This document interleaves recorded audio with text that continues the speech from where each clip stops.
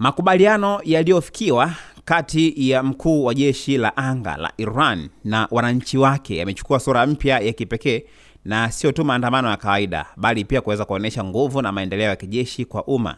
Katika maandamano ya usiku, wananchi wamekuwa wakishuhudia moja kwa moja silaha mpya na zilizoboreshwa zikionyeshwa hadharani kama ishara ya kuweza kujiamini kwa taifa hilo katika uwezo wake wa kujilinda dhidi ya mataifa mengine.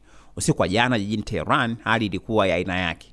Barabara zilijaa maelfu ya watu wakipeperusha bendera na kupaza sauti za kuunga mkono taifa lao, lakini kilichovutia hisia zaidi ni kuonekana kwa droni mpya ya kivita Arash One Way ambayo imeboreshwa zaidi. Droni hiyo inafanana na zile ambazo zinajulikana kama kamikaze drones.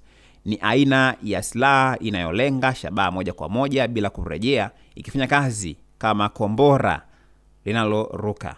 Lakini kwa mujibu wa taarifa mbalimbali, toleo jipya la Arash limeboreshwa zaidi katika uwezo wa kufika umbali mrefu na kubeba mzigo mkubwa wa mlipuko, ikiwa ni sehemu ya mkakati wa Iran kuonesha uwezo wake wa kijeshi kwa hadhara.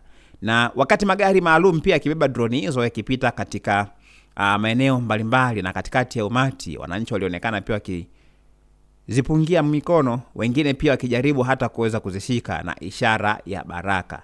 Kitendo ambacho kilionyesha namna ambavyo tukio hilo lilivyobeba uzito wa kisiasa na kihisia zaidi kwa upande wa jamii na uzalendo kwa raia wa Iran, kitu ambacho kimezua gumzo mitandaoni. Mandhari hiyo pia haikuwa tu mtandaoni na haikuwa tu maandamano peke yake, ilikuwa pia ni ujumbe tosha kwa mataifa mengine ambayo yamekuwa yakipigana na Iran.